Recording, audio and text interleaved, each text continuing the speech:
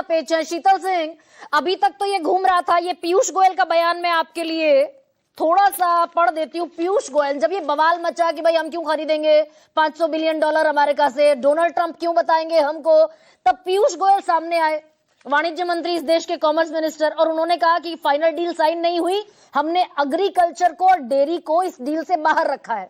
देश शांत हो गया कि हमारे वाणिज्य मिनिस्टर हमको एश्योर कर रहे हैं। पर अब तो भारत की जमीन पर आकर के गए मार्को रूबियो, और वो बाकायदा मेंशन कर रहे हैं कि एनर्जी खरीदेंगे, टेक्नोलॉजी खरीदेंगे, एग्रीकल्चर खरीदेंगे। नहीं, एनर्जी में हमने उनसे ज्यादा खरीदना ऑलरेडी शुरू कर दिया है।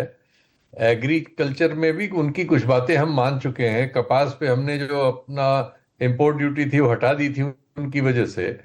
हमने उनके लिए थोड़े बहुत रास्ते बनाने शुरू किए हैं, तो उनका मन बढ़ता जा रहा है। और हम जो है बहुत स्ट्रेट फॉरवर्ड, आज जो बात कही है हमारे विदेश मंत्री ने उनके साथ मंच पे खड़े होकर, ऐसी बातें कहनी पड़ेगी, अपनी बात अपने इंटरेस्ट में कहनी और करनी भी पड़ेंगी। नहीं तो हम बहुत ज्यादा कठिनाई में ऑलरेडी पहुंच चुके हैं पुराने बहुत सारे कारणों से, और अगर ये चीज और लिंगर करेगी तो हम ऐसी कठिनाइयों में चले जाएंगे कि वापसी नहीं होगी। हम खतरनाक स्थिति में, हमें सख्त फैसले लेने ही होंगे अपने इंटरेस्ट में। और हमें ये बार बार इस तरह से मतलब ये सब सुनना नहीं, हमें क्लियर कहना होगा। क्योंकि देखिए, अमेरिका अपने इंटरेस्ट में काम कर रहा है, अपने इंटरेस्ट में वो सारी दुनिया को फंसा रखा है उसने, सबको नुकसान कर रहा है उसकी वजह से। हमें अपने इंटरेस्ट खोलने होंगे। नहीं और सर, ये जो पिछले 6 महीने से इस पर बवाल मचा हुआ है, $500 बिलियन में $100 बिलियन अगर हर साल मंगाएंगे तो यानी कि दोगुना मंगाना पड़ेगा अमेरिका से सामान, और दोगुना मंगाना पड़ेगा तो अमेरिका से जो फायदा है हमारा, वो फायदा तो नल एंड वॉइड होता है ना, फिर भारत नुकसान में खड़ा होगा ना आकर। हमारी इकोनॉमी इस समय इस हालत में नहीं है कि हम ऐसा कोई किसी देश को $50 बिलियन या 40-45 बिलियन का उसको खुश करने के लिए सौदा कर लें और उसका सामान खरीद लें। और वो भी एग्रीकल्चर सेक्टर में हम कैसे खरीद सकते हैं? मरे पड़ा, हमारा तो किसानी मरी पड़ी है। इस साल एल नीनो का साल है, अभी जुलाई अगस्त में बहुत बुरा हाल होने वाला है, ऑलरेडी बहुत बुरा हाल है। तो हम ये एक्चुअली कर ही नहीं सकते हम, लेकिन हमारे ऊपर थोपा जा रहा है और अब थोड़ा थोड़ा उसमें से लूज कर रहे हैं। इससे हमारा बहुत नुकसान ऑलरेडी हो चुका है। हमें सचमुच में अपनी इकोनॉमी को, अपने वो इश्यूज को जो डोमेस्टिक इश्यूज हैं जिनकी वजह से हम बर्बाद हो रहे हैं, उन सबको ठीक करने के लिए बहुत सीरियस घरेलू काम करने की जरूरत है। ये तो दबाव डालेंगे, उनका काम है अपना माल बेचना। अपना माल बेचने के लिए उन्होंने इतना बड़ा बाजार देख लिया है।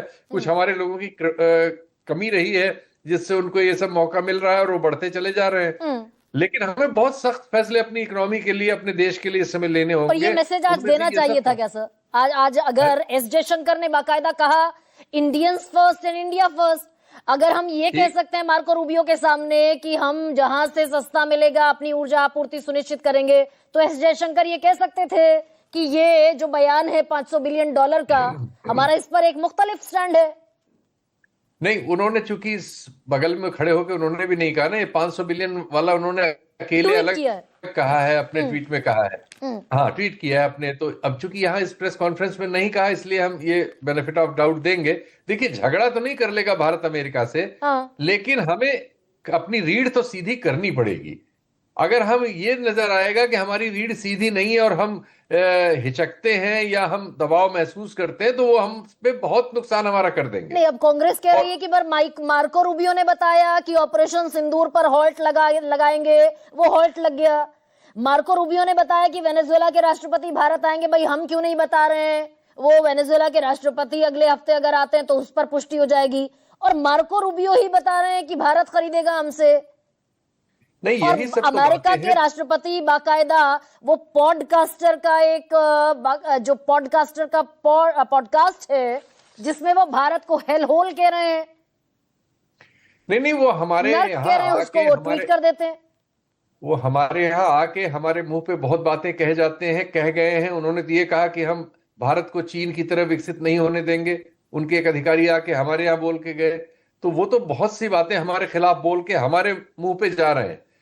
हमें भी अपने मुंह को थोड़ा स्ट्रांग करना पड़ेगा। अमेरिका बहुत बड़ा देश है, सामरिक शक्ति है, आर्थिक महाशक्ति है, लेकिन हम भी भारत है भाई। और भारत के हमारे पिछले प्रधानमंत्रियों ने और पिछले नेताओं ने, जिनको हम कोई बहुत बहादुर और महान नहीं कहते, लेकिन उन लोगों ने भी इतनी रीढ़ दिखाई है।